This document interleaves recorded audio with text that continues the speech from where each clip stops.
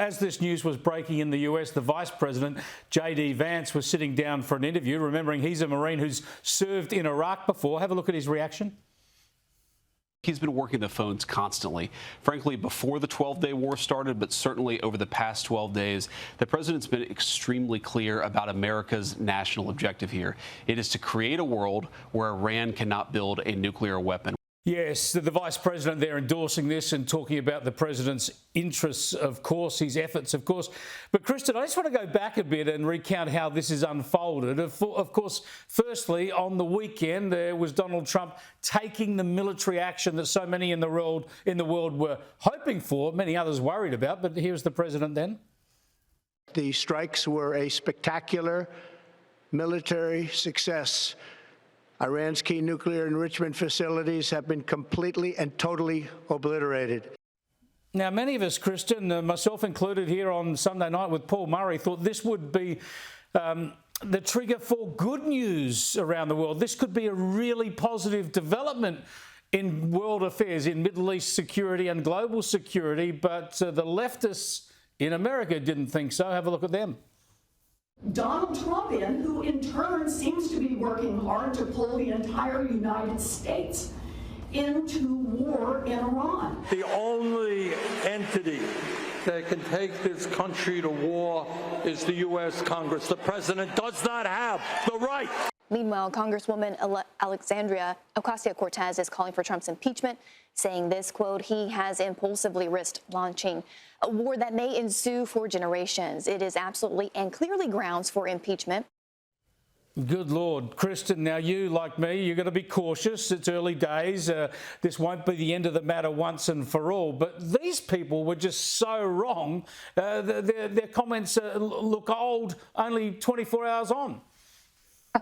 That's right. No matter what Trump does, the left and the Democrats will try to portray him as a dictator boogeyman. This is just more of that.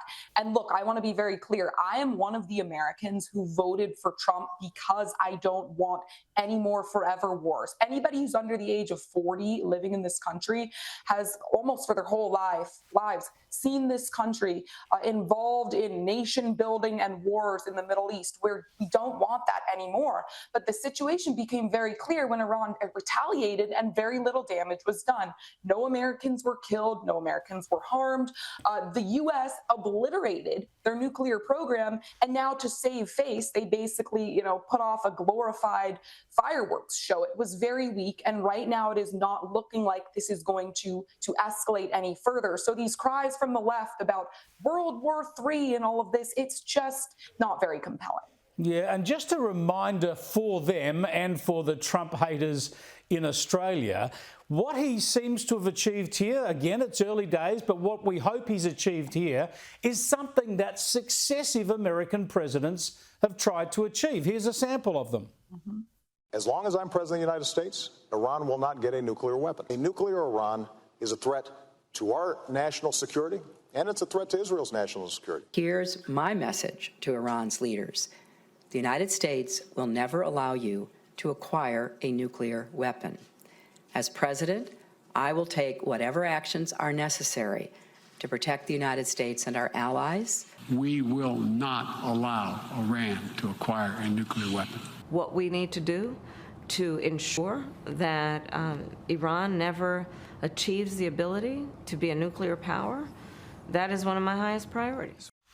So, Kristin, Obama, Biden, Clinton, Harris, they all talk the talk, but Donald Trump walked the walk. Yes, and some Democrats are honest enough to admit that. I was watching MSNBC, which is one of our very left-wing cable channels here in the United States, and one of their hosts, who is famously anti-Trump, Joe Scarborough, said exactly what you just said in the morning broadcast. He said any of the last 5 presidents, and also Hillary Clinton, if she had become president, would have done the same thing that Trump just did. When diplomacy kind of fails, that's really the only option here. But these other Democrats who are out there shrieking, they are just getting desperate because Trump's poll numbers are still very strong. Many Americans do believe the country is moving in the right direction. So all they've got at this point is just pointing at Trump and shrieking about him being a dictator or something. I mean, it's just pathetic. It is pathetic indeed, Kristin, and it's always great to catch up with you. Thanks again. Thank you, Chris.